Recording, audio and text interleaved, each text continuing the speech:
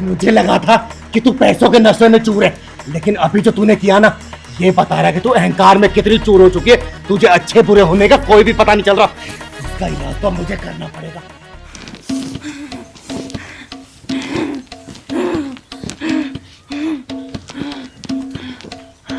साध्वी जी, ये मेरा पहलवान है। ये बहुत ही मदहोश रहता है और जब भी होश में आता है ना तो बहुत अजीबोगरीब हरकत करने लगता है। तुम्हारे पहलवान पे बुरी शक्तियों का साया है। साया? क्या ये क्या कह रही हैं आप? हाँ, बुरी शक्तियों का साया। बस जैसा मैं बोलूं वैसा करो तुम। बताइए ना, मुझे क्या करना होगा इसके लिए? ज्यादा कुछ नहीं, बस कुछ दान दक्षिणा करना होगा और तुम्हारे पहलवान का शुद्धिकरण करवाना होगा और एक महायज्ञ करवाना होगा, और ये मैं तुम्हारे लिए करूंगी। आप यज्ञ करेंगी? लेकिन हमारे धर्म में तो स्त्री द्वारा यज्ञ करना ये तो अनुचित नहीं है। मूर्ख, मैं यज्ञ नहीं करवाऊंगी। ये सारा पूजा पाठ मेरे शिष्य करवाएगा तुम्हारे पहलवान के लिए। लेकिन खर्चा कितना होगा? खर्चे की बात मत करो, ये सब मन का मैल है। लेकिन अगर पहलवान के ऊपर से बुरी शक्तियों का साया नहीं हटवाया तो इसके लिए बहुत घातक साबित हो सकता है। अरे नहीं, ऐसा मत बोलिए आप। जितना भी पैसा लगेगा ना, मैं देने के लिए तैयार हूँ।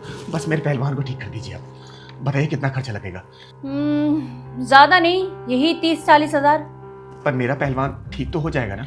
हाँ, मुझ पे यकीन रखो, आपका पहलवान बिल्कुल ठीक हो जाएगा। पर साध्वी जी, मैं आपसे एक सवाल पूछूं क्या? आप दिखने में बहुत कम उम्र की लग रही हैं, सिर्फ 24 से 25 साल की। तो इतने कम उम्र में आपने उपाधि कहाँ से अर्जित की? सब प्रभु की माया, सब उनकी करनी। मैं तो बचपन से ही उनके चरणों में पली बड़ी हूँ। यानी कोई भी नहीं है? पति भी नहीं, पिता भी नहीं, बच्चा भी नहीं, कोई भी नहीं है? है ना, ऊपर वाला वही मेरा बच्चा है, मेरा पति है और मेरे पिता भी। इतनी कम उम्र में आपको दीक्षा किसने दी? क्योंकि बिना दीक्षा के तो सन्यास अधूरा होता है। कहा ना, सब प्रभु की माया है। और अब ना ज्यादा सवाल जवाब मत करो, मेरा ध्यान का समय हो गया, जाओ यहाँ से। अब सुनिए ना साध्वी जी, मेरे पास ना एक और मरीज है जिसको इलाज की बहुत ज्यादा जरूरत है। हाँ, तो ले आओ ना उसको, हम उसे भी ठीक कर देंगे। लेकिन क्या बीमारी है उसे? अरे बड़ी अजीब बीमारी है उसको। कुछ दिन पहले मेरे पास आया था और कह रहा था कि मेरी बीवी धोखेबाज है, फ्रॉड है। हैं? ये तो सच में अजीब बीमारी है। हाँ बिल्कुल। अरे मैं तो उस आदमी की बीवी से मिल भी चुकी हूँ, बहुत दिलचस्प औरत है। लेकिन जो उसका आदमी है ना, मुझे लगता है ना कि उसको बड़बड़ाने की आदत है। उसके अंदर कोई ना कोई आत्मा जरूर घुस चुकी है। हाँ, तुम सही कह रही हो। अगली बार उस आदमी को ले आना, मैं उसे ठीक कर दूंगी। वो आदमी बाहर ही है, मैं उसे अपने साथ ही लेके आई हूँ। आप कहिए तो मैं उसे बुला लूं क्या? सुनो, आ जाओ, अंदर आ जाओ।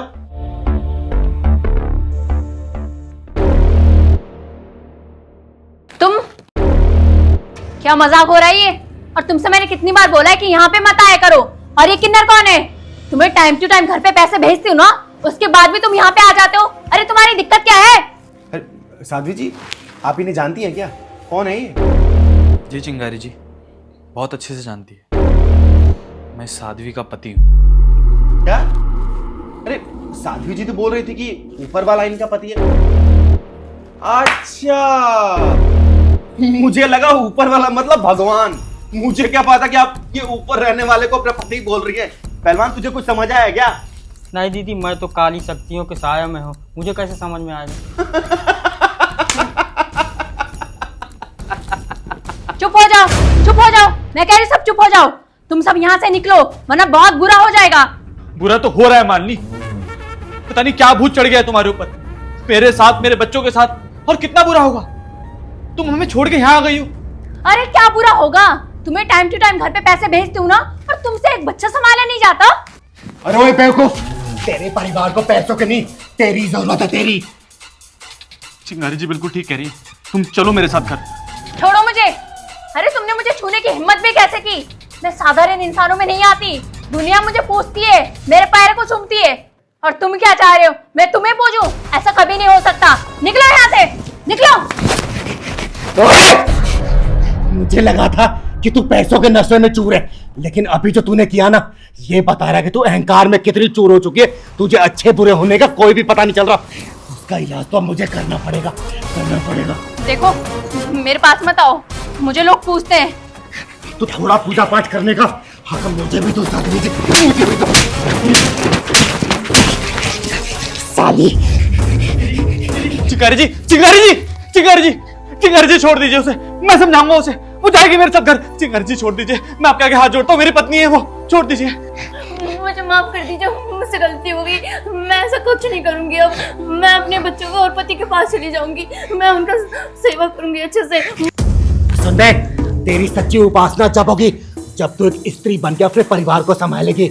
और एक बात अपने भेजे में डाल लेना, भगवान फल ना कर्मों के हिसाब से देता है, समझे?